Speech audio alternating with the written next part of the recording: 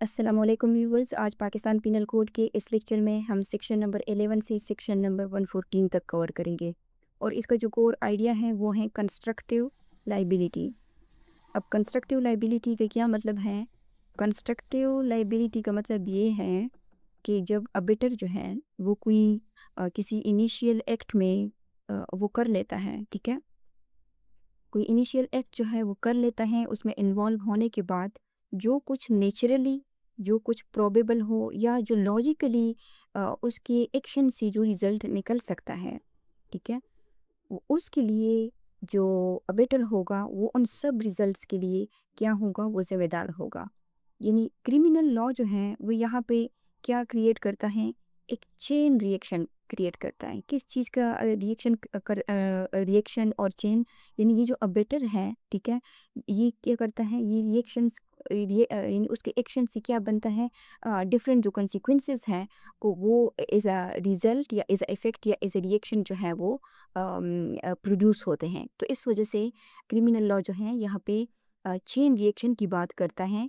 यानी इसकी मिसाल इस तरह है कि अगर ये अबिटर है, ठीक है, ये कोई भी एक शख्स है, वो क्या करता है कि वो किसी एक जगह पे स्पार्क डाल देता है, यानी चिंगारी डाल देता है।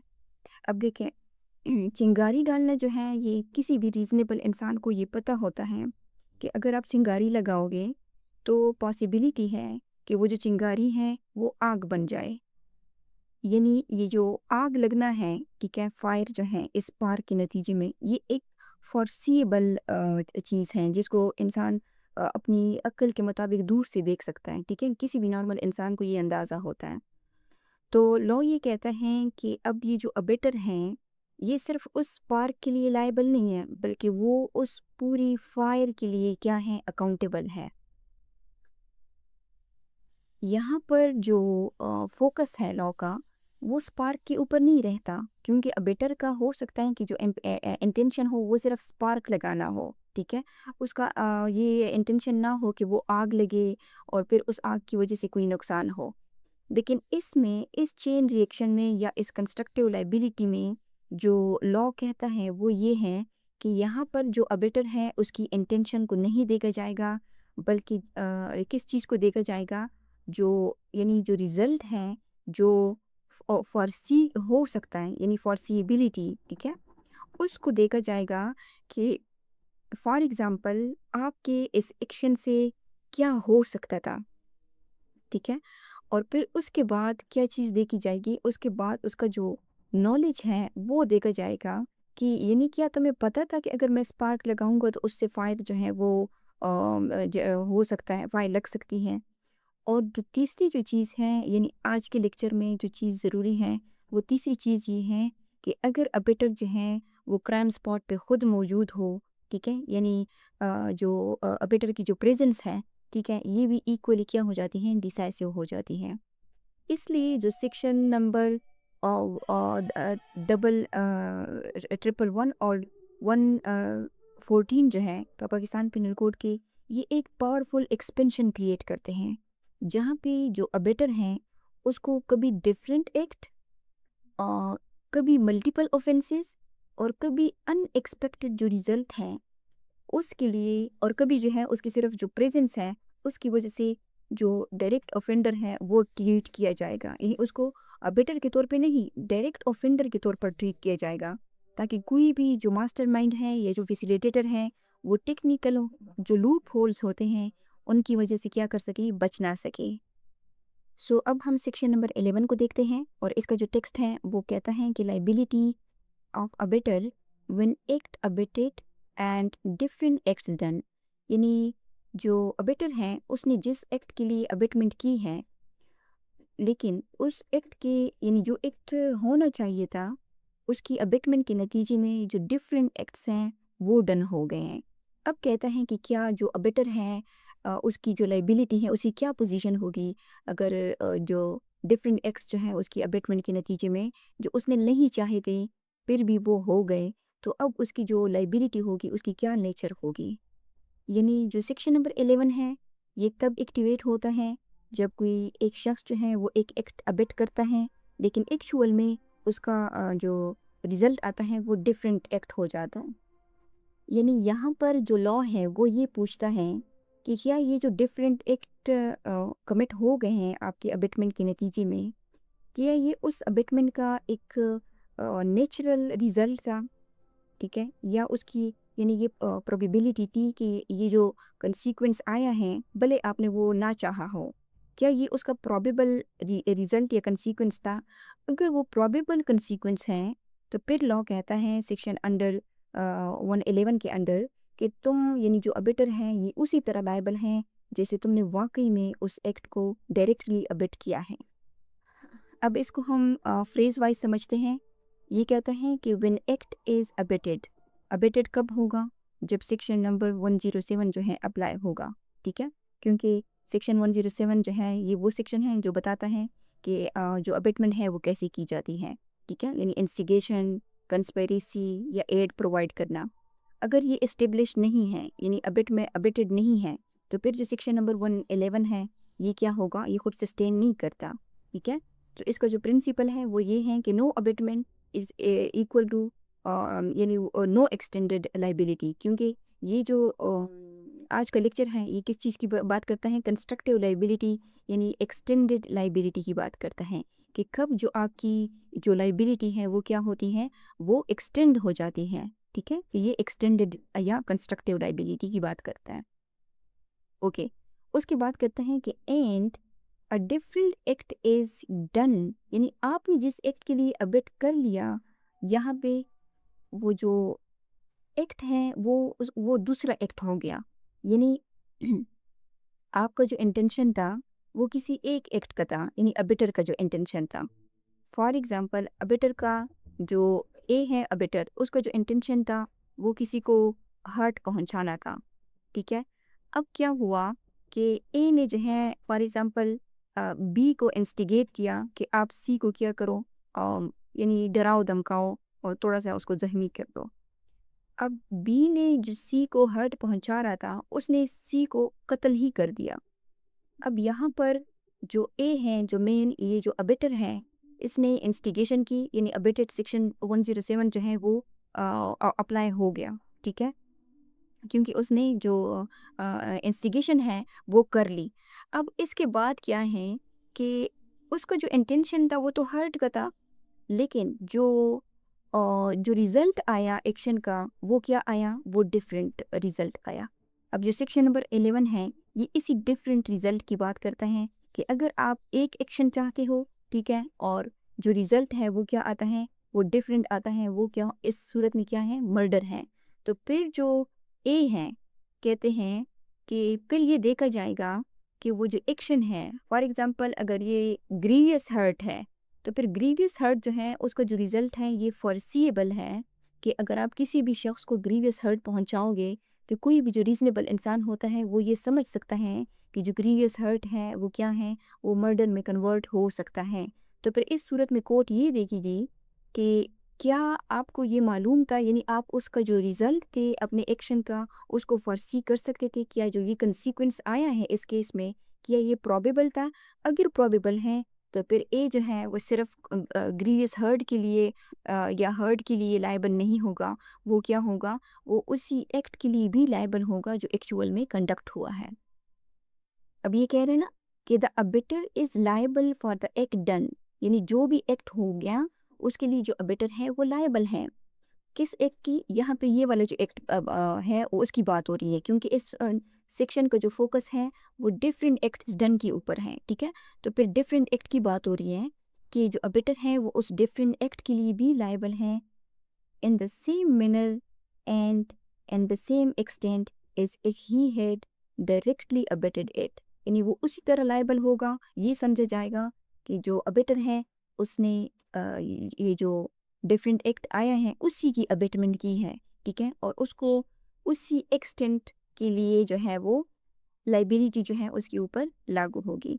लेकिन यहाँ पे एक कंडीशन है, ये एक प्रोविज़ो है, देखते हैं प्रोविज़ो क्या कहता है। सो ये कहता है कि provided the act done was a probable consequence, यहाँ पे किस चीज़ का टेस्ट हो रहा है, यहाँ जो फॉरसेबिलिटी है उसका टेस्ट हो रहा है, ठीक है। ऑफ द अबिटमेंट, किस चीज़ की, यानी जो अबिटमेंट आप कर रहे हो उसका जो प्रोबेबल रिजल्ट है उसकी फॉर्सिबिलिटी की बात हो रही है। यानी जो लॉ है या जो कोर्ट है वो ये पूछती हैं कि क्या जो आम हालात में ये जो आउटकम है वो एक्सपेक्टेड या नेचुरल एस्केलेशन है। ठीक है, सो इसका मतलब ये है कि इस फ्रेज में जो प्रिंसिपल एस्टेब्लिश हो रहा है वो ये है कि ओनली प्रोबेबल, यानी जो नेचुरल कंसिक्वेंसेस हैं वो क्या कर सकते हैं, वो लाइबिलिटी को एक्सटेंड कर सकते हैं। आगे कहता है कि and was committed under the influence of the instigations or with the aid or and the pursuance of the conspiracy which constituted the abetment। अब ये क्या है, ये वही क्लॉजेज हैं जो सेक्शन नंबर 107 में दी गई थी। ठीक है, ये वो तरीके हैं जिसके ज़रिए से अबेटमेंट जो है वो क्या की जा सकती हैं, कंडक्ट की जा सकती है। सो यहाँ पे ये बता रहे हैं कि लेकिन होना क्या चाहिए, यानी ये जो फ्रेज़ है ये तो फॉरसीएबल कंसिक्वेंसेस को देख रहा है। ठीक है, कि अगर जो रिज़ल्ट है वो फॉरसीएबल है और नेचुरल है, प्रोबेबल है, तो फिर जो लाइबिलिटी है वो क्या हो सकती है, वो एक्सटेंड हो सकती है। ठीक है, यहाँ पे ये कह रहे हैं कि लेकिन होना ये चाहिए कि एक्ट जो है वो उसी इंस्टिगेशन, उसी एड या कंस्पेरेसी के नतीजे में हुआ हो। ठीक है, यानी कि अगर इनके बीच में जो लिंक है, जो अगर आपने इंस्टिगेशन की है, आपने एड प्रोवाइड किया है, या अगर आपने कोई कंस्पेरेसी का आप कोई हिस्सा बने हो, तो फिर इसके बीच में क्या होना चाहिए, एक लिंक जो है यानी वो इस्टेब्लिश होना चाहिए जो क्या करे, विच कंस्टिट्यूट द अबिटमेंट। तो ये क्या कहता है, ये कहता है कि यानी अगर इंस्टिगेशन हो, एड हो या कंस्पेरेसी हो, तो फिर ये क्या करते हैं कि ये जो इस सूरतों में जो लाइबिलिटी है ना वो क्या हो सकती है, अबेटर की वो एक्सटेंड हो सकती है। ओके, अब में भी हो सकता है आपको इस मेन टेक्स्ट और प्रोविज़ो में थोड़ी सी कन्फ्यूजन्स हो रही हो, तो हम इन दोनों का जो डिफरेंस है उसको देखते हैं कि मेन टेक्स्ट क्या कहते हैं और प्रोविज़ो ये आपस में एक दूसरे से कैसे डिफरेंट है। देखें, जो मेन टेक्स्ट है ना इसको जब हमने रीड किया तो ये हमें ये इम्प्रेशन देता है कि अगर तुमने एक एक्ट जो है वो अबिट किया है, ठीक है, और कोई डिफरेंट एक्ट एक्ट जो है वो हो गया, तो तुम उस डिफरेंट एक्ट के लिए लायबल हो, ये हमने देख लिया। और साथ में ये भी कहा कि तुम उसी तरह लायबल हो जिस तरह ये समझा जाएगा कि जैसे तुमने उस डिफरेंट एक्ट को उस सेम मैनर में यानी खुद जो है वो यानी डायरेक्टली जो है वो अबिट किया है। ठीक है, यानी यहाँ पे जो अगर हम बात करें सुपरफिशियली, तो जो डिफरेंट एक्ट हुआ तो फिर क्या हुआ, यानी जो अबेटर है वो उस डिफरेंट एक्ट के लिए लायबल है। तो यहाँ से हमें ये लगता है कि जो लाइबिलिटी है अबेटर की वो काफ़ी वाइड है। लेकिन अगर हम प्रोविज़न की तरफ आते हैं, तो जो प्रोविज़ो है ये एक फ़िल्टर यानी कि एक जो लिमिटेशन है ना, लिमिट बताता है कि जो लाइबिलिटी होगी अबेटर की वो कितनी होगी। सो प्रोविज़ो जो है वो ये कहते हैं कि रुक जाओ, हर जो डिफरेंट एक्ट हैं वो क्या हैं, उसके लिए अबेटर जो है वो लायबल नहीं है, सिर्फ तब जब दो कंडीशंस मीट होंगी, और वो कंडीशंस जो है वो जो प्रोविज़ो है उसमें दी गई हैं। फर्स्ट क्या है, फर्स्ट तो हमने फर्स्ट फ्रेज में देखा कि जो प्रोबेबल यानी नेचुरल जो कंसीक्वेंस है वो क्या हो, यानी फॉरसीबल कंसीक्वेंसेस हों। अगर कि कोई एक्ट जो है जिसमें किसी ने अबेटमेंट की है और इसका जो रिज़ल्ट है वो फॉरसीएबल हो, तो फिर ये कंडीशन नंबर 1 हो गया। अगर ये है तो ये तो फुलफ़िल हो गया। उसके बाद ये है जो सेकंड कंडीशन है वो इस लास्ट वाले फ्रेज में है, वो ये है कि एक्ट जो है वो अबिटमेंट के इन्फ्लुएंस में हुआ हो। क्या हुआ हो, यानी एक्ट जो है, act was committed under the influence of the instigation. Instigation क्या है, अबिटमेंट है ना। एड क्या है, अबिटमेंट है। कंस्पेरेसी क्या है, अबिटमेंट है सेक्शन 107 के अंडर। तो ये जो सेकंड कंडीशन है वो ये है कि एक्ट जो है वो अबिटमेंट के इन्फ्लुएंस में हुआ हो। तो वो जो इन्फ्लुएंस है वो इंस्टिगेशन भी हो सकता है, वो डायरेक्ट हेल्प भी हो सकता है, वो कंस्पेरेसी भी हो सकती है। ठीक है, यानी वो जो इन्फ्लुएंस है वो इनकी लिंक से क्या हो, और इनके साथ इसका लिंक जो है वो इस्टेब्लिश हो। यानी जो मेन टेक्स्ट है वो लाइबिलिटी को यानी एक्सपेंड करता है, और जो प्रोविज़ो है वो क्या करता है, वो उसको रिस्ट्रिक्ट करता है, यानी लाइबिलिटी को कंट्रोल करता है। यानी जो मेन टेक्स्ट है वो ये कहता है कि तुम लायबल हो सकते हो, जबकि जो प्रोविज़ो है वो ये कहता है कि तुम सिर्फ तब लॉजिकली तुम सिर्फ तब लायबल हो जब जो ये लॉजिकली और फॉरसीबली जो consequences हैं वो सिर्फ तुम्हारी वजह से हुए हो। अब इसको हम इलस्ट्रेशन से भी समझ लेते हैं, ठीक है। तो इलस्ट्रेशन ए ये कहता है कि ए जो है वो इंस्टिगेट करता है एक चिल्ड्रन को to put poison into the food, कि वो जी को क्या करे, जी के खाने में जहर मिला दे, and gives him poisons for the purpose. और उसको एक तो इंस्टिगेशन हो गई। अब यहाँ देखें, इंस्टिगेशन सेक्शन अंडर 7 के ज़रिए से हमने 3 क्लॉजेस देखी कि इंस्टिगेशन, एड, ठीक है। यहाँ पे एक तो हो गया यानी इंस्टिगेशन हो गया क्लॉज 1, और दूसरी क्या चीज़ है कि वो कहते हैं कि उसको गिव हिम पॉइजन, यानी अगर आप उसको उस पॉइजन दे रहे हो तो यहाँ पे ये क्या है, ये एड है, ठीक है। और यहाँ पे ये क्या है, ये इस इंस्टिगेशन भी है, ठीक है। The child in the consequence of the instigation, इस इंस्टिगेशन के कंसीक्वेंस में वो क्या करता है कि by mistake puts the poisons into the food of Y, वो गलती से वो जो जहर होता है वो वाई के खाने में मिला देता है, which is by side of G, जो मतलब जी के साथ ही होता है। Here if the child was acting under the influence of A's instigation, यहाँ पे कहते हैं कि अगर जो चाइल्ड है वो यानी वो क्या कर रहा था, एक इंस्टिगेशन के इन्फ्लुएंस में उसने वो किया, जो भी एक्ट था, ठीक है। And the act done was under the circumstances a probable consequences, लेकिन हुआ तो कुछ और, ठीक है, ऑफ द अबेटमेंट। ए ने तो वाई को तो कत्ल नहीं करना चाहा, वो तो जिड को कत्ल करना चाहता था। लेकिन अगर ए जी और वाई जो हैं वो दोनों क्या हैं, एक साथ जो है वो खड़े हैं, और ये जो ए है वो क्या कहता है, वो चाइल्ड को, जो चाइल्ड है उसको ये कहता है कि जाके जी के खाने में क्या करो, जहर मिला दो। अब ये एक प्रोबेबल कंसिक्वेंसेस हैं कि जी जी, क्योंकि बच्चे की तो जो मेंटल कैपेसिटी है, कैपेबिलिटी है, वो ज़्यादा नहीं होती, ठीक है। तो ये एक नेचुरल कंसीक्वेंस है, प्रोबेबल कंसीक्वेंस है कि हो सकता है कि जो जी है वो क्या करे, वो वाई के खाने में जो है वो जहर मिला दे। And the act done was under the circumstances, यानी ये जो एक्ट हो गया कि उसने वाई को जहर दे दिया और वो मर गया, तो ये क्या था, ये उस जी ये था सर्कमस्टांसेस, प्रोबेबल कंसीक्वेंसेस के सर्कमस्टांसेस के अंडर, जो उसने अबिटमेंट की थी, किसने, ए ने। A is liable in the same manner and in the same extent as if he had instigated the child to put the poison into the food of Y। कहते हैं कि A जो है वो उसी सेम मर्डर के, Y के murder के लिए उसी तरह लाइबल होगा जैसे A ने बच्चे को ये कहा हो कि जाओ Y के खाने में फूड मिला दो, क्योंकि ये किसी भी एक रीज़नेबल इंसान के लिए ये जानना जो है, यानी ये जो रिज़ल्ट हैं ये समझना जो है ये आसान होता है कि बच्चा जो है वो क्लियर जो आइडेंटिफिकेशंस हैं सिचुएशंस में वो नहीं कर पाता।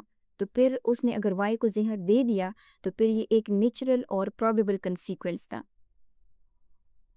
अब इलस्ट्रेशन बी देखते हैं, ठीक है।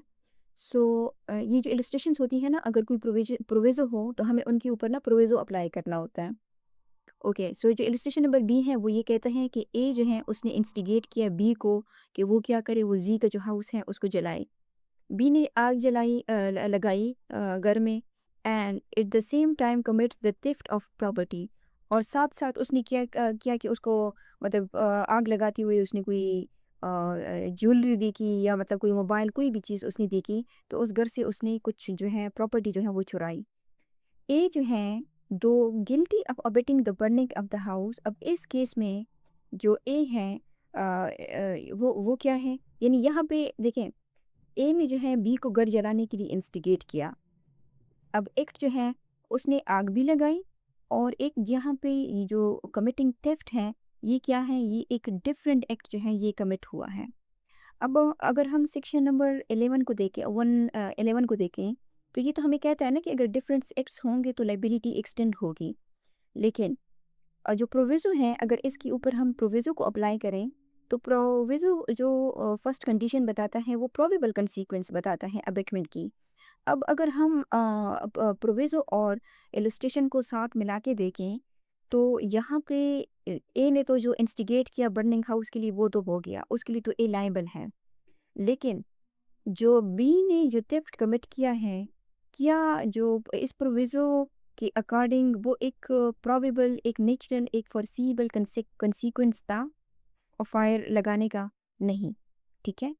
तो जो थेफ्ट है वो एक प्रोबेबल जो कंसीक्वेंस है वो नहीं है।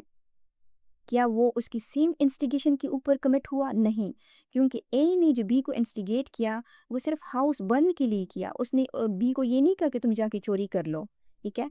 तो फिर जो है रिजल्ट क्या होगा इसका? सो ए जो है यहाँ पे लिखा हुआ है, ए दो guilty of abetting the burning of the house, A जो है वो बर्निंग के लिए लायबल है, but is not guilty of abetting the theft, लेकिन वो जो है वो उस थेफ्ट के लिए जो डिफरेंट एक्ट हुआ है उसके लिए लायबल नहीं है। For the theft was a distinct act, क्योंकि ये डिस्टिंक्ट एक्ट था जो बी ने अपनी इंडिपेंडेंट इंटेंशन के साथ किया, इसमें ए की इंटेंशन या इंस्टिगेशन का कोई जो है वो इन्वॉल्वमेंट नहीं है। यानी जो हम कह रहे हैं ना कि एक लिंक होना चाहिए, लिंक इस्टेब्लिश होना चाहिए, ठीक है? अबिटमेंट और जो कंसीक्वेंस है यहाँ पे कोई लिंक नहीं है। And not a probable consequence of the burning, और जो थेफ्ट है वो बर्निंग का एक प्रोबेबल कंसीक्वेंस नहीं है अगर हम इस प्रोविज़ो को अप्लाई करें, ठीक है? तो फिर ए जो है यहाँ पे वो क्या है, वो उसके लिए हाउस बर्निंग के लिए लायबल होगा, ये जो डिफरेंट एक्ट हैं इसके लिए वो लायबल नहीं होगा। सो अब हम जो इलस्ट्रेशन नंबर सी है उसको समझते हैं। जो इलस्ट्रेशन नंबर सी है वो ये कहता है कि ए ने क्या इंस्टिगेट किया किसको, बी एंड सी को, किसके लिए? To break into an inhabited house, यानी जहाँ पे लोग रहते थे उस घर में ये रात को कि वो क्या करें, रॉबरी कमिट करें। एंड यहाँ पे एक तो इंस्टिगेशन भी शामिल है, ए ने क्या इंस्टिगेट किया बी एंड सी को। जो सेकंड चीज़ है, जब ये प्रोवाइड है, प्रोवाइड आता है तो इसका मतलब ये है कि उसने क्या उसने एड किया ए बी और सी को। किस चीज़ का एड प्रोवाइड किया? उसको उसने आर्म्स भी दिए, यानी असलहा भी दिया फॉर दैट पर्पस कि वो अगर रॉबरी करे। अब देखें, अगर सिंपल चोरी की नीयत हो तो फिर कोई असलहा क्यों इस्तेमाल करेगा? लेकिन अगर आप उसको असलहा भी दे रहे हो तो इसका मतलब ये है कि अगर कोई रीज़नेबल इंसान है तो अगर वो असलहा लेके कहीं लेके जा रहा है रॉबरी कमिट करने के लिए, तो फिर ये एक फॉरसीएबल कंसीक्वेंस बन जाता है कि अगर मैं इसका मतलब है कि मैं जो असलहा अपने पास रख रहा हूँ वो असलहा मैं इसलिए रख रहा हूँ कि मैं देख सकता हूँ कि हो सकता है कि वहाँ पे कोई रेजिस्ट करे या कंडीशंस ऐसी बने कि मुझे अपने आप को सेव करना पड़े उस आर्म को यूज़ करते हुए। ऐसे ही है ना? तो अब भी जो है यानी ये जो कंसीक्वेंस है ये क्या है, एक फोर्सिएबल है। B and C breaks and in the house, ठीक है, दोनों जो है घर में कूद पड़ते हैं और क्या करते हैं, एंड बीइंग रेजिस्टेड बाय जी। अब वहाँ पे एक शख्स है जी जो क्या करता है, रेजिस्ट करता है, ठीक है, क्योंकि कोई भी अगर हमारे घर के अंदर आएगा तो हम रेजिस्ट ही करेंगे ना, हम हाथ खड़े करके ये तो नहीं कहेंगे ना कि जाओ भाई ले जाओ सब कुछ, ठीक है? तो one of the inmates murder G. अब इन दोनों में से जब जी ने मज़ाहमत की तो बी और सी में से किसी एक ने क्या किया कि उस पे उस आर्म से यानी अटैक किया और जिसकी वजह से जो जी है वो उसका मर्डर हो गया। अब इस कंडीशन में क्या होगा? अब देखें, जो इलस्ट्रेशन होती है ना उसको हम प्रोविज़ो के कंटेक्स्ट में देखते हैं। यहाँ पे if the murder was the probable consequence, अब ये देखें कि जो कंसीक्वेंस हो गया, जो रिज़ल्ट आ गया, जो इफ़ेक्ट आया, अब अगर वो क्या है, वो प्रोबेबल कंसीक्वेंस हैं ऑफ द अबिटमेंट। आपने नहीं जो अबिटमेंट हुई है वो दो तरीक़ों से हुई है, एक तो इंस्टिगेशन हुई है, एक एड प्रोवाइड किया गया है। अब ए ने जो उसको असलहा दिया उसको मालूम था कि वहाँ पे कोई रेजिस्टेंस हो सकती है, अगर रेजिस्टेंस वो लोग करें तो फिर बी और सी जो है वो उनके ऊपर और ये आर्म्स जो हैं ये यूज़ करें। तो इसका मतलब ये है कि ये जो मर्डर है ये क्या था, was the probable consequence of the abetment. A is liable to the punishment provided for the murder. A जो है वो क्या है, वो इस मर्डर के लिए क्या है, लाइबल हैं। क्यों? क्योंकि जो रिज़ल्ट आया है वो क्या है, वो एक प्रोबेबल कंसीक्वेंस है, वो एक नेचुरल फॉरसीएबल फिनोमेना है। यानी यहाँ पर जो ए है वो इंस्टिगेशन के लिए तो लाइबल है ही है, लेकिन जो मेन ऑफेंस हुआ है उसके लिए भी वो क्या है, लाइबल है। अब यहाँ पर जो चीज़ समझनी ज़रूरी है, यानी जो ये जो प्रोविज़ो है इसकी जो इम्पोर्टेंस है, अगर हम ये समझें कि अगर ये जो प्रोविज़ो है ये ना होता तो फिर अबिटर जो है वो क्या होता, वो हर जो अनएक्सपेक्टेड चीज़ है उसके लिए भी लायबल होता। लेकिन प्रोविज़ो ये कहता है कि नहीं, जो एक्सपेक्टेड रिज़ल्ट है, एक्सपेक्टेड कंसीक्वेंस है, उसके लिए अबिटर ने लायबल होना है। अगर तो फिर इस सूरत में क्या हो जाता कि जो लॉ है वो अनफेयर हो जाता। इसलिए ये जो प्रोविज़ो है ये इंश्योर करता है कि जो लाइबिलिटी है अबिटर के ऊपर वो इक्वल हो किसके ऊपर, लॉजिकल प्लस जो फॉरसीएबल एक्सटेंशन है, ठीक है, उसके लिए, ना कि उसको अनलिमिटेड जो पनिशमेंट है वो दी जाए। सो इस सेक्शन को अगर हम समझें तो जो मेन टेक्स्ट है ना वो ये कहता है कि अगर डिफरेंट एक्ट है तो फिर इस सूरत में जो लाइबिलिटी है वो क्या है, पॉसिबल है। यानी वो अबेटर को लाइबल ठहराता है। जो प्रोविज़ो है वो ये कहता है कि अगर डिफरेंट एक्ट है, ठीक है, तो फिर जो लाइबिलिटी है वो सिर्फ तब होगी जब क्या होगा, जब जो रिज़ल्ट है वो क्या हो, आउटकम्स जो हैं वो प्रिडिक्टेबल हो और कनेक्टेड हो। सो अब हम देखते हैं सेक्शन नंबर 112 को। जो सेक्शन नंबर 112 है इसमें हम ये देखेंगे कि लॉ जो है वो लाइबिलिटी को मल्टीप्लाई कैसे करता है।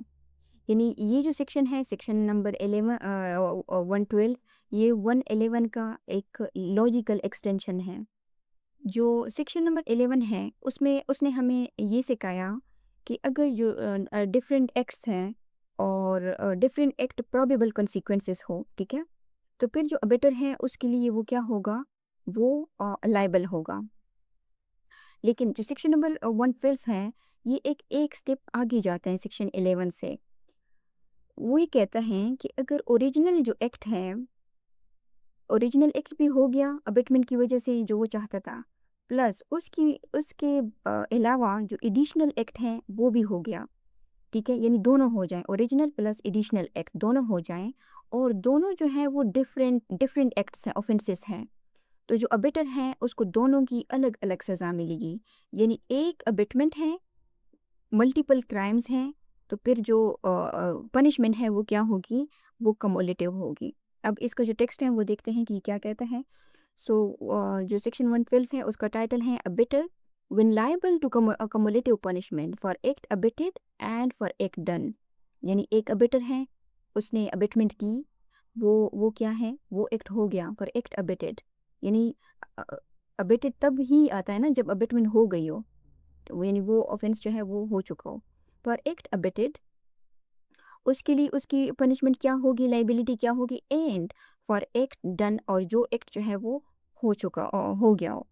सो इसका जो टेक्स्ट है वो ये कहता है कि if the act for which the abettor is liable under the last preceding section, ये क्या करता है, ये डायरेक्ट रेफरेंस है किसका, सेक्शन नंबर 11 को रेफर करता है ये क्लॉज, प्रीसीडिंग सेक्शन, ठीक है, लास्ट प्रीसीडिंग सेक्शन।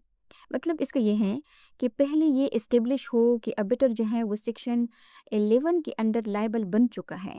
यानी जो एक्ट है वो क्या है, एक तो डिफरेंट है, यानी डिफरेंट एक्ट, क्योंकि वो डिफरेंट एक्ट की बात कर रहा था ना, डिफरेंट एक्ट प्लस दूसरी क्या चीज़ थी उसमें, जो प्रोविज़न में हमने कंडीशन पढ़ी थी कि वो जो कंडीशन हो, जो जो रिज़ल्ट हो वो क्या हो, प्रोबेबल कंसीक्वेंस हो, ठीक है। अगर ये दो चीज़ें होंगी तो वो तब ही क्या होगा, सेक्शन 11 के अंडर लाइबल बन चुका होगा। तो सेक्शन 12 जो है ये तब अप्लाई होगा, ऑपरेशन में आएगा, जब से सेक्शन नंबर 11 की जो कंडीशंस है वो पूरी हो चुकी होंगी। आगे कहता है कि is committed in addition to the act abetted. यानी ये क्या बताता है कि सिर्फ डिफरेंट एक्ट नहीं, बल्कि जो ओरिजिनल एक्ट है वो भी हुआ, प्लस क्या हुआ, एक्स्ट्रा एक्ट भी जो है, ऑफेंस जो है वो भी कमिट हुआ, यानी जो तुमने अबिट किया वो हो गया, वो एक्ट जो है वो हो गया था। और यानी जो अबिटमेंट का जो एक्ट है उसको हम कहेंगे एक्ट ए, ठीक है। और जो एडिशनल एक्ट हुआ उसको हम कहेंगे एक्ट बी। अब ये दोनों जो एक्ट हैं ये क्या करते हैं, ये एग्जिस्ट करते हैं। सो आगे कहता है कि इन कंस्टिट्यूट अ डिस्टिंक्ट ऑफेंस। ये जो है ना, ये एक इम्पॉर्टेंट फिल्टर है यहाँ पे कि जो एडिशनल एक्ट हैं वो क्या होगा, इन कंस्टिट्यूट अ डिस्टिंक्ट ऑफेंस। जो एडिशनल एक्ट हैं वो सेपरेट लीगल ऑफेंस होना चाहिए।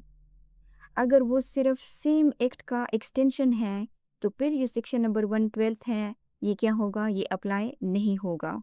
यानी हर ऑफेंस की सेपरेट पनिशमेंट जो है वो होगी। और ये सब फिर क्या होगा, ये कम्युलेटिव पनिशमेंट बनाएगा।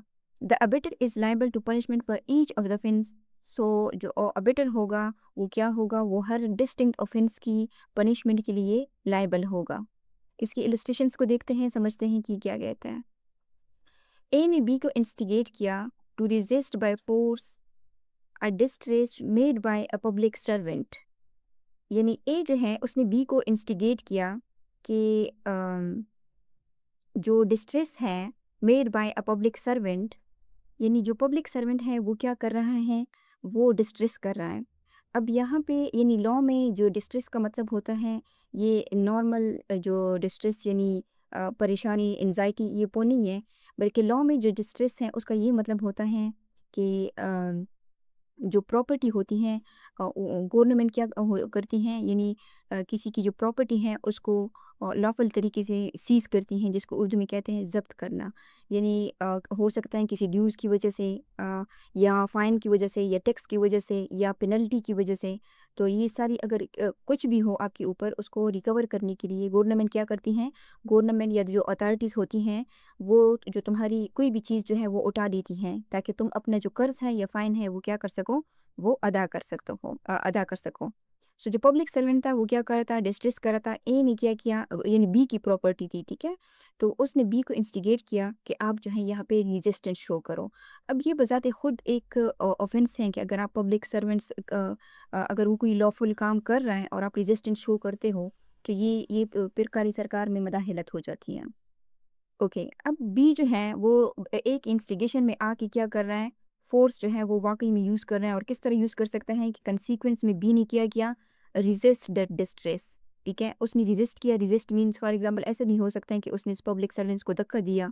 अब वो किसी तरह की भी रेजिस्टेंस हो सकती है, लेकिन ये अगर पब्लिक सर्वेंट अगर लॉफुल काम कर रहे हैं और आप रेजिस्टेंस दिखाते हैं तो ये तो एक अलग से ऑफेंस हो गया, ठीक है, पीपीसी के अंडर।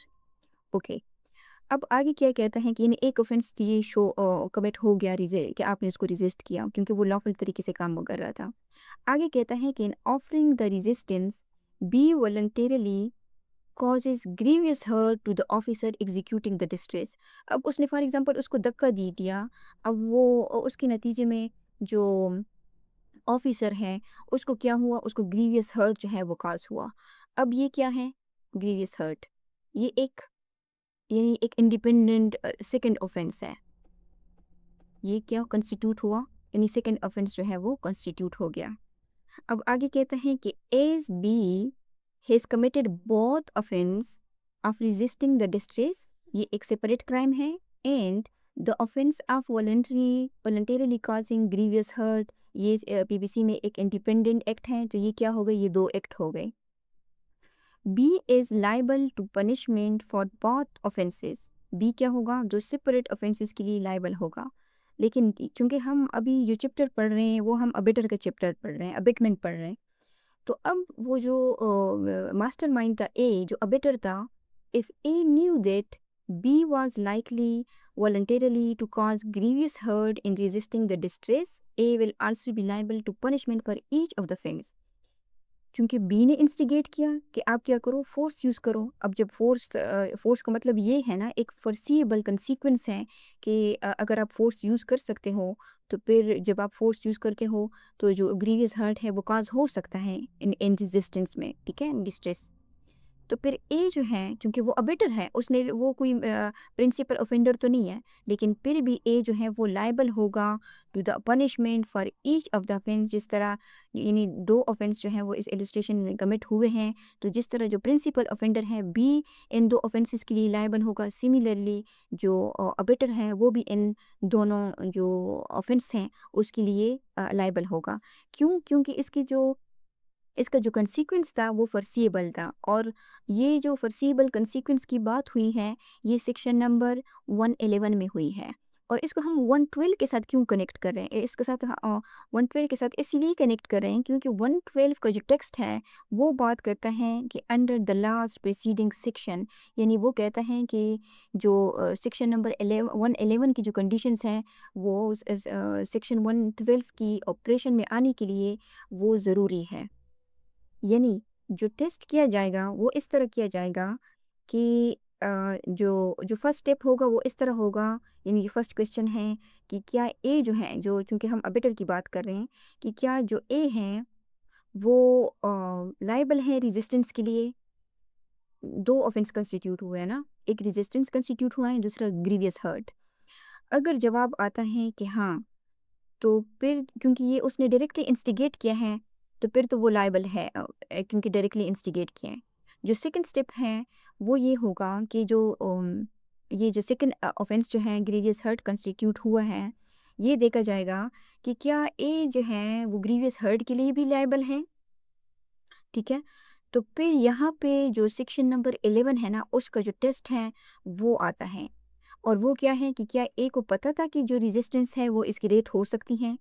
ठीक है, अगर ए के को नॉलेज था कि बी जो है वो वायलेंट हो सकता है, और तो फिर जो ग्रीवियस हर्ट है वो प्रोबेबल कंसीक्वेंस बन जाता है। तो इस वजह से जो ए है वो लायबल होगा रेजिस्टेंस ऑफेंस के लिए, प्लस जो ग्रीवियस हर्ट है उसके लिए भी। लेकिन दोनों की जो पनिशमेंट है ना, वो पाकिस्तान पिनल कोड में क्या है, वो अलग अलग पनिशमेंट है, लेकिन ये जो अबेटर है ये क्या होगा, दोनों के लिए लायबल होगा। सो जो सेक्शन नंबर 12 है वो 3 चीज़ों को कंबाइन करता है, और वो 3 चीज़ें क्या हैं कि सबसे पहले जो है वो तो सेक्शन 11 का टेस्ट है। ठीक है, क्योंकि सेक्शन 12 जो है ये ऑपरेशन में ही तब आएगा जब से सेक्शन 11 जो है जो जो फॉर्सिएबिलिटी का जो टेस्ट है जो प्रोविज़ो में है वो कंप्लीट हो चुका हो। फिर जो सेकंड जो चीज़ ये बताता है वो ये है कि ये बात करता है मल्टीपल ऑफेंसेस की, मल्टीपल ऑफेंसेस जो हम इस इलस्ट्रेशन में देख सकते हैं। ठीक है, यहाँ पे 2 ऑफेंसेस हैं। फिर जो तीसरी बात हो रही है, इन जो मेन बात है सेक्शन नंबर 11 की, वो क्या है, वो कम्युलेटिव पनिशमेंट की है।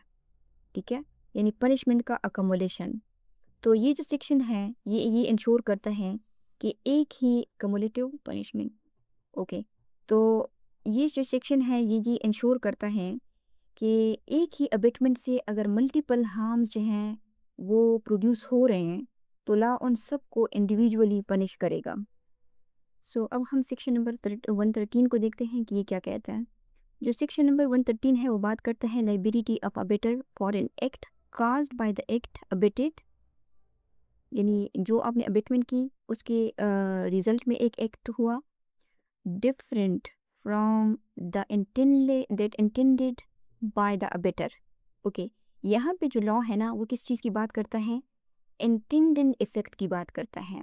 यानी इंटेंडेड इफेक्ट से आगे बढ़कर जो एक्चुअल इफेक्ट है उस पर लाइबिलिटी कैसे एक्सटेंड करता है इसकी बात होगी, लेकिन किस चीज़ के साथ, एक फ़िल्टर के साथ, और वो फ़िल्टर किस चीज़ का है, नॉलेज का है। यानी यहाँ पे यानी सेक्शन 113 में जो सिचुएशन है वो ये है कि जब तुम एक एक्ट अबेट करते हो किसी स्पेसिफिक रिजल्ट के लिए, ठीक है, अफेक्ट किसी स्पेसिफिक रिजल्ट के लिए, यानी उस अफेक्ट के लिए, लेकिन जो एक्ट जो है उससे हो गया, जो डिफरेंट एक्ट है वो ज़्यादा वो है हर्टफुल है, यानी ज़्यादा सीरियस है, यानी उसका ज़्यादा जो सीरियस रिजल्ट है वो आया। अब यहाँ पर जो लॉ है वो ये पूछता है कि क्या तुम पहले से पता था कि ये जो बड़ा रिजल्ट है ये वाक़या हो सकता है। अगर आपको नॉलेज था तो फिर जो अबेटर है वो क्या है, वो उस बड़े रिजल्ट के लिए जो सीरियस हार्म पहुंचा है उसके लिए भी क्या है, लाइबल है। अब इसका टेक्स्ट क्या कहता है कि when an act is abetted with the intention on the part of causing a particular effect। सो ये कहता है यानी ये बात करता है अबेटर की स्पेसिफिक इंटेंशन की बात कर रहा है, ठीक है। सो ये जो फ्रेज है ये तो कहता है ना कि when an act is abetted, तो यहाँ पे तो सबसे पहले जो है ये प्रूफ होगा कि क्या अबेटमेंट जो है वो हुई है, यानी इंस्टिगेशन कंस्पेरेसी एड, ठीक है। ये हम हर सेक्शन के टेक्स्ट में जो है जो पहला क्लास होता है वो यही होता है। अगर अबेटमेंट ही इस्टेब्लिश ना हो तो फिर तो सेक्शन 113 जो है वो अप्लाई नहीं होगी, यानी no abetment is equal to no extended liability, और ये हम सेक्शन 112 में भी देख चुके हैं। सो आगे ये जो इंटेंशन की बात आ रही है, तो ये जो इंटेंशन की बात आ रही है यहाँ से जो लॉ है ये अबेटर की स्पेसिफिक इंटेंशन का आइडेंटिफाई कर रहा है कि तुमने एक्ट जो है वो किस रिजल्ट के लिए अबेट किया। इसको हम इलस्ट्रेशन के साथ हर क्लॉज को मैच करके देखते हैं। जैसे फॉर एग्जांपल, यानी ये जो इंटेंशन की बात हो रही है कि A instigates B to cause grievous hurts to G. अब यहाँ पे ए जो है वो चाहता है कि जी को क्या हो, ग्रीवियस हर्ट हो, यानी उसका जो इंटेंशन है वो क्या है, वो ग्रीवियस हर्ट है जी को पहुँचाना। और जो प्रिंसिपल है जो यहाँ काम करता है वो ये है कि यानी जो इनिशियल टारगेट है, और यहाँ पे क्या होता है कि इनिशियल टारगेट इफेक्ट जो है वो डिफाइन होता है। आगे बात कर रहे हैं कि and an act for which the abettor is liable in consequence of the abetment.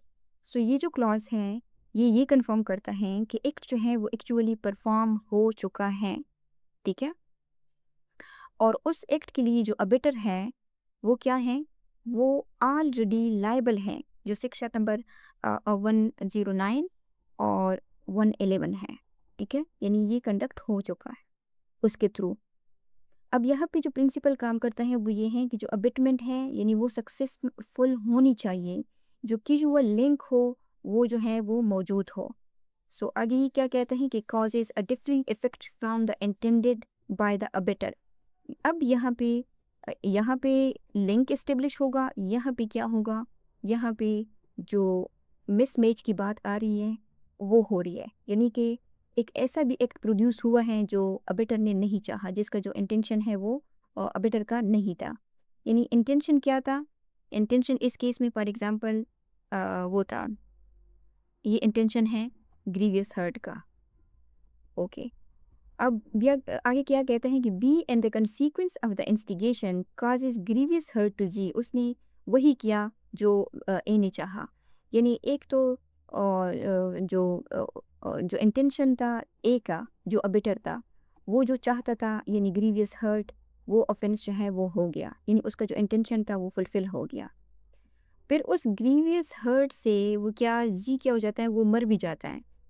अब ये जो कंसीक्वेंस है ये क्या है, ये इसमें आता है, इस क्लॉज में आता है कि उसका इंटेंशन उसको मारने का नहीं था, लेकिन उसको ग्रीवियस का हर्ट भी काज हुई, फिर उस ग्रीवियस हर्ट के नतीजे में बाद में जाके वो मरा। Here if A knew that the grievous hurts abetted, यानी आगे ये कहते हैं कि the abettor is liable for the effect cause in the same manner and in the same extent if he had abetted the act with the intention of causing that effect, provided he knew that, यहाँ पे एक अलग सा proviso है, that the act abetted was likely to cause that effect। कहते हैं कि जो अबेटर होगा वो सेम मैनर सेम एक्सटेंट में लाइबल होगा उस एक्ट के लिए भी जिसमें उसने क्या किया, the act with the intention of causing the effect, उसके लिए भी। और जो दूसरा जो कंसीक्वेंस जो डिफरेंट इफेक्ट हैं जो आया है उसके लिए भी।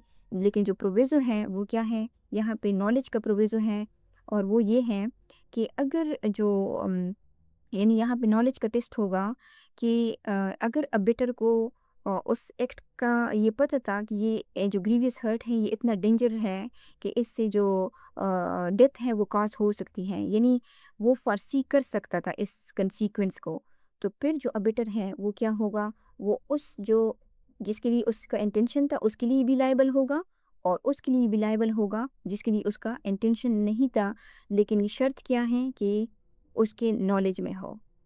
सो आगे कहता है कि हेयर इफ़ ए न्यू, ठीक है, यहाँ पे जो चीज़ ज़रूरी है वो क्या है, वो नॉलेज है। द ग्रीवियस हर्ट्स अबिटे यानी जिसमें उसने अबिटमेंट की है was likely to cause death, कि वो क्या हो सकता है, ग्रीवियस हर्ट जो है वो डेथ कॉज कर सकता है। A is liable to be punished with the punishment provided for murder, तो ए जो है वो किस चीज़ के लिए लाइबल होगा, वो मर्डर के लिए लाइबल होगा। यानी इस केस में जो इंटेंडेड इफेक्ट था और रिजल्ट वो चाहता था ए, वो क्या था, वो ग्रीवियस हर्ट था। लेकिन जो एक्चुअल ऑफेंस कमिट हुआ, वो क्या, एक्चुअल जो इफेक्ट आया वो इंटेंडेड वन से डिफरेंट है, और वो क्या है, यहाँ पे डेथ है। सो अगर ए को मालूम हो कि बी जो आर्म यूज़ कर रहे हैं वो इतना लिटल है कि उससे डेथ जो है वो काज हो सकती है, ठीक है, तो फिर इस सूरत में ए जो है वो लायबल होगा अबिटमेंट के लिए भी, डेथ के लिए भी, ग्रीवियस हर्ट के लिए भी, डेथ के लिए भी। लेकिन अगर जो नॉलेज है वो एब्सेंट है, यानी ए ने सिर्फ हल्का सा हार्म सोचा, यानी उसकी इंटेंशन क्या थी, ग्रीवियस हर्ट की नहीं थी, सिर्फ उसको थोड़ा मारने वारने का था, और फिर जो रिजल्ट है यानी फिर उस सूरत में जो ए होगा वो ग्रीवियस हर्ट के लिए लायबल होगा, डेथ के लिए लायबल नहीं होगा। क्योंकि क्योंकि इस केस में जो इम्पोर्टेंट चीज़ है, जो टेस्ट होना है, वो किस चीज़ का होना है, वो नॉलेज का होना है। यानी यहाँ पर इस केस में जो नॉलेज है ना, वो क्या है, वो यानी मेन कनेक्टर है, मेन कनेक्टर। यानी सेक्शन नंबर जो 113 है, ये कहता है कि अगर अबिटर को पता हो, यानी ये जो है ना, ये सारा नॉलेज, ये जो सेक्शन है ये पूरा बेस ही करता है नॉलेज के ऊपर। तो ये कहता है कि अगर अबिटर को पता हो, उसके नॉलेज में हो कि उसका अबिटेड एक्ट जो है वो ज़्यादा सीरियस रिजल्ट दे सकता है, तो वो उस फाइनल रिजल्ट के लिए भी क्या होगा, वो उसके लिए भी उतना ही लायबल होगा जितना उसने उसे डायरेक्टली इंटेंड किया हो, यानी ये समझा जाएगा। सो अब हम आज के लेक्चर का जो फाइनल सेक्शन है, सेक्शन 114, उसको देखते हैं। सो जो सेक्शन नंबर 114 है, ये बात करता है a better present when offence is committed. ये यहाँ पे एक लीगल फिक्शन क्रिएट करता है, जो सेक्शन नंबर 114 है। यानी अगर कोई बंदा जो है वो पहले से अबेटर है, और साथ में वो क्राइम सीन के वक्त, यानी क्राइम के वक्त क्राइम सीन पर भी मौजूद है, तो पिट लॉ ये कहता है कि अब तुम सिर्फ अबेटर नहीं हो, तुम्हें डायरेक्ट ऑफेंडर के तौर पर भी ट्रीट किया जाएगा। यानी आपकी जो प्रेजेंस है वो आपको वो क्या है, वो आपकी लाइबिलिटी का एस्केलेशन है। ये कहते हैं कि विन एवर एनी पर्सन, यानी एनी पर्सन ये एक जनरल रूल है कि किसी भी केस में अप्लाई हो सकता है, कोई भी स्पेसिफिक ऑफेंस जो है यहाँ पे लिमिट नहीं है। आगे कहते हैं कि हु इफ एब्सेंट, यानी क्राइम सीन में एब्सेंट अगर वो होता, कंडीशन है, ठीक है, would be liable to the punishment as an abettor. अगर वो क्राइम सीन में ना होता तो फिर तो लाजमी बात है वो एज अबेटर ही कंसिडर होता। लेकिन अगर वो प्रेजेंट है कहाँ पे, व्हेन द एक्ट और offence for which he would be punishable and the consequence of the abetment is committed, लेकिन अगर वो मौजूद है जहाँ पे एक्ट या ऑफेंस जो है वो कंस्टिट्यूट हो रहा है, तो फिर उसका जो रोल है वो क्या करता है, वो क्राइम को हेल्प करता है, ठीक है। यानी ये जो कह रहे हैं ना कि if he would B absent, if he would B absent, तो ये बताता है कि यानी अज्यूम करो कि अगर जो अबेटर है वो वहाँ ना होता, यानी अगर वो वहाँ ना होता तो इसका ये मतलब है कि कौन से सेक्शन अप्लाई होंगे, 109 से लेकर 113 तक। क्योंकि ये जो सेक्शन अभी तक हमने रीड किए इससे पहले, वो क्या है, वो उस शख्स के बारे में है जो कि क्राइम सीन में मौजूद नहीं है, ठीक है। यानी उसने इंस्टिगेशन की या एड प्रोवाइड की या कंस्पेरेसी की, यानी जो प्रिंसिपल है वो ये है कि पहले अबिटमेंट जो है वो क्या होगी, वो प्रूफ होगी। अब जो सेकंड कंडीशन है वो ये है कि बंदा जो है क्राइम के वक्त फिजिकली मौजूद हो यहाँ पे क्राइम सीन पे, तो उसका जो जो रोल है वो सिचुएशन को सपोर्ट करता है, यानी ये री इन्फोर्स करता है कि तुम क्या करते हो, यानी इंटिमिडेट करते हो, ठीक है। और आगे है कि for which he would be punishable and consequence of the abatement is committed। यानी ये जो क्लॉज है ये कंफर्म करता है कि जो क्राइम हो रहा है वो वही है जिसके लिए वो ऑलरेडी अबेटर था, ठीक है। He shall be deem to have committed such act और ऑफेंस। और ये जो लास्ट क्लास है ये बताता है, यानी जो डीम्ड है ना, ये क्या बताता है, ये एक लीगल फिक्शन जो है वो क्रिएट करता है यहाँ पे, लीगल फिक्शन। और वो ये है कि जो लॉ है वो आर्टिफिशियली ये ट्रीट करता है कि तुमने खुद वो क्राइम कमिट किया, चाहे तुमने उसमें कोई फिजिकल जो इन्वॉल्वमेंट है वो ना की हो, चाहे कोई हाथ ना उठाया हो, चाहे एक्चुअल जो एक्ट है और जो प्रिंसिपल ऑफेंडर है वो कोई और हो, राइट। लेकिन लॉ ये अज्यूम करेगा कि तुम भी क्या हो, एक मेन इन्वॉल्वर हो। सो इसकी एग्जांपल हम इस तरह ले सकते हैं कि फॉर एग्जांपल एक शख्स है ए, उसने क्या किया, उसने बी को इंस्टिगेट किया, बी को कहा कि क्या करूं, जी को मार दो।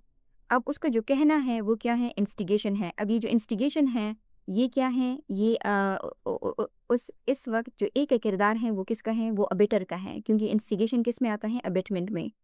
बी जो है वो क्या करता है, वो जी के ऊपर अटैक करता है। तो ए जो है ये भी वहाँ पे मौजूद खड़ा है, ठीक है। तो ए की जो मौजूदगी है वो उस एक्शन को क्या कर रही है, सपोर्ट कर रही है। यानी ए जो है वो अबेटर है, उसने इंस्टिगेट किया। ए जो है वो क्राइम सीन पर मौजूद है, ठीक है। तो इस सूरत में जो सेक्शन नंबर 114 है वो क्या होगा, वो अप्लाई होगा। यानी इसका अगर बी जो है जी का अगर मर्डर कर देता है, ठीक है, तो फिर जो ए है वो क्या होगा, वो अंडर सेक्शन 14 जी के मर्डर के लिए क्या होगा, डायरेक्ट लायबल होगा, सिर्फ अबेटमेंट के लिए लायबल नहीं होगा, क्योंकि ये समझा जाएगा कि उसकी जो प्रेजेंस है ऑन द स्पॉट वो क्या है, वो ए को डायरेक्ट जो मर्डर है ना वो ट्रीट करेगा।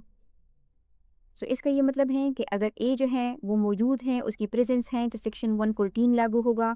अगर ए जो है वो क्या है, वो एब्सेंस है, यानी वो स्पॉट पे मौजूद नहीं है, तो फिर जो है वो क्या होगा, सेक्शन 109 जो है वो अप्लाई होगा। सो अब यहाँ पे सवाल ये है कि लॉ इतना स्ट्रिक्ट क्यों है कि अगर आप कुछ पार्टिसिपेट नहीं भी कर रहे डायरेक्टली, फिर भी आपकी प्रेजेंट को आप डायरेक्ट इन्वॉल्वमेंट समझता है। तो लॉ ये समझता है, यानी ये मानता है कि जो प्रेजेंस है ना वो एक मोरल सपोर्ट है, और साथ साथ ये इंटिमिडेशंस फॉर विक्टिम भी है। और उसके अलावा ये जो मेन ऑफेंडर होता है ना, जो इस कंडीशन में बी है, उसको क्या देता है, एक कॉन्फिडेंस भी देता है। यानी अगर जो अबेटर है वो फिजिकली वहाँ पर मौजूद है, तो फिर इसका ये मतलब है कि वो क्राइम का एक्टिव पार्ट है।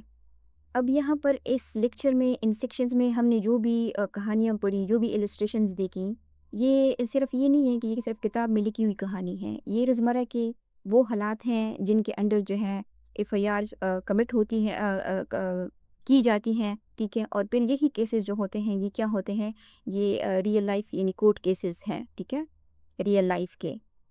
तो इसका ये मतलब है कि अगर इस तरह की कोई जो सिचुएशंस हैं वो कोर्ट में आती हैं, तो फिर अब ये तो नहीं है ना कि सिर्फ जो पीपीसी है वो अप्लाई होगा। इन सिचुएशंस को प्रूफ भी किया जाता है। यहाँ पे तो ये सिर्फ टेक्स्ट है, थ्योरी है। तो फिर ये अगर प्रूफ करने की बात आएगी, तो जब भी एविडेंस प्रूफ करने की बात आती है तो फिर जिक्र आता है क्यों सो का। और ये जो अभी आज का जो हमारा लेक्चर है उसमें जो रिलेवेंट फैक्ट्स हैं उसके जो रिलेवेंट आर्टिकल है वो कानूनी शहादत का जो आर्टिकल 19 है वो आज के लेक्चर के साथ कनेक्ट करता है, यानी रिलेवेंट हो जाता है। वो इस तरह कि जैसे अगर हम सेक्शन नंबर 114 की एग्जांपल को ले लें कि यहाँ पे क्या है, यहाँ पे जो प्रेजेंट्स हैं और जो कंडक्ट हैं, सेक्शन नंबर जो 19 है क्यूएसओ का, इसको हम प्रीवियस लेक्चर्स में डिटेल के साथ कनेक्ट कर चुके हैं। तो जो आर्टिकल 19 है ये बात करता है सेम ट्रांजेक्शन का। तो यहाँ पे इस सेक्शन में जो अबेटर का जो प्रेजेंस होना है या उसका जो कंडक्ट है वो क्या है, वो सेम ट्रांजेक्शन का पार्ट माना जाएगा।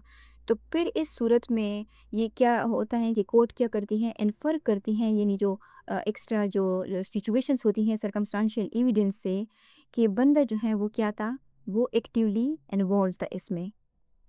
यानी ये जो सेक्शन है ये कहता है कि अबेटमेंट प्लस जो प्रेजेंस है वो किस चीज़ के बराबर है, वो बराबर है is equal to direct commission of an offence.